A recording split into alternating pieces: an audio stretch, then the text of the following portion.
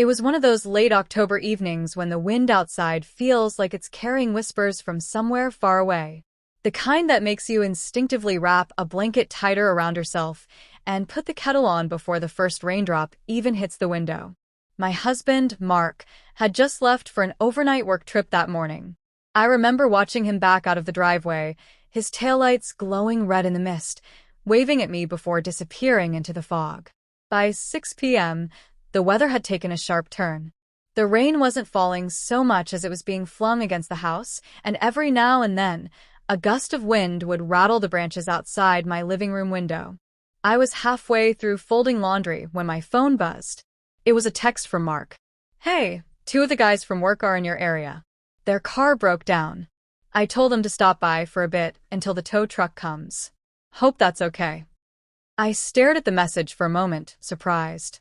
Mark wasn't the kind of person to casually send people over without much warning, but the situation made sense. We lived in a quiet neighborhood outside of town, and there weren't exactly many coffee shops or waiting areas nearby.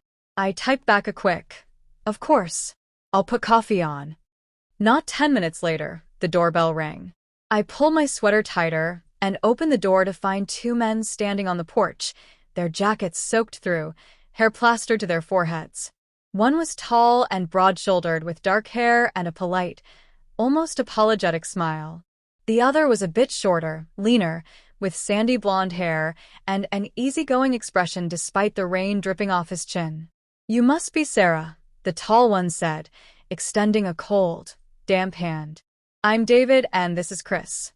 Sorry to barge in like this." "No trouble at all," I replied, stepping aside so they could come in. "You both look like you've been through a storm." "Feels like it out there," Chris said with a laugh, kicking off his shoes near the entryway. I handed them towels from the hall closet, watching as they dried their faces and hair. "Let me get you something warm to drink. Coffee, okay?"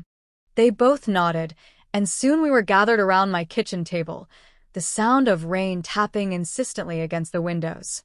Steam curled from the mugs in front of them, and a faint scent of cinnamon drifted from the candle I'd lit earlier. At first, the conversation was small talk. They told me about their day, how they'd been heading back from a site meeting when their car suddenly sputtered and died on the side of the road. The tow truck, they explained, was running late due to multiple calls in the area. "I don't think we'll be back on the road for at least another couple hours," David admitted, glancing toward the rain-streaked window. "You're welcome to stay here until it's sorted," I said without hesitation. No point in sitting in a cold car when it's like this. Something shifted after that, an unspoken comfort settling between us. We moved from polite conversation to stories that carried more color. Chris shared about the time he accidentally spilled coffee all over a client's paperwork during his first month on the job. David laughed so hard at the retelling that he had to put his mug down to avoid spilling. Before long, the storm outside became just background noise to our laughter. I learned that David had 2 little girls at home and was an amateur guitarist. Chris, on the other hand, had grown up in a big family of 7 siblings, which explained his knack for telling stories with the kind of animated detail that made you feel like you were right there with him. Around 8:30, David checked his phone and frowned. "Tow truck's been delayed again. Looks like it might be closer to midnight." "Midnight," I repeated. "That's ridiculous. You're not going back out in this weather tonight. I have a guest room and a pull-out sofa. You can stay here and deal with the car in the morning." They hesitated, exchanging a quick glance. "We don't want to impose," Chris said, though his voice held a hint of relief. "You're not imposing," I assured them. "Really? I'd rather know you're warm and safe than sitting out there waiting." I went to grab extra blankets, and when I returned, they were already clearing their mugs from the table. Something about the small gesture warmed me. It's rare to see guests instinctively tidy up without being asked.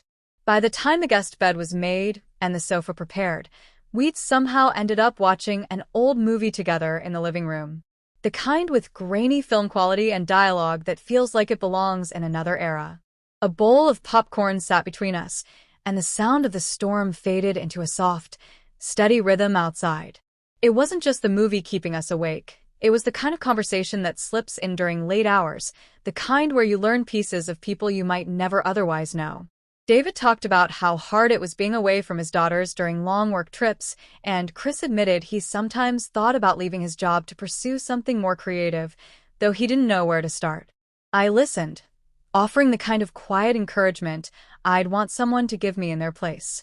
We weren't close friends, but in that moment, there was a kind of trust you can't manufacture. When the credits finally rolled, it was past midnight. I showed David to the guest room and Chris to the sofa. The house felt peaceful, the air warm from both the heater and the quiet contentment that comes after a night well spent. Morning brought a soft golden light spilling through the kitchen windows. The storm had passed, leaving behind a freshness in the air that only comes after heavy rain. I was pouring coffee when I heard footsteps. "Morning," Chris greeted, his hair slightly messy, but his smile bright. David followed soon after, thanking me again for letting them stay. We ended up making breakfast together, scrambled eggs, toast, and orange juice. They insisted on washing the dishes before the tow truck driver finally called to say he was on his way. When they stood at the front door, ready to leave, David extended his hand again. "Sarah, I mean this sincerely. You turned what could have been a miserable night into one we'll remember for a long time." Chris nodded in agreement. "If you and Mark ever need help with anything, you know who to call." I watched them walk down the driveway, the clouds breaking just enough for the sun to peek through. It struck me then how sometimes the smallest acts, opening your door, making coffee, offering a dry blanket, can turn strangers into people whose stories stay with you long after they're gone. And as I closed the door behind me, I realized I'd learned something too. Kindness doesn't just warm the one receiving it, it warms the giver just as much.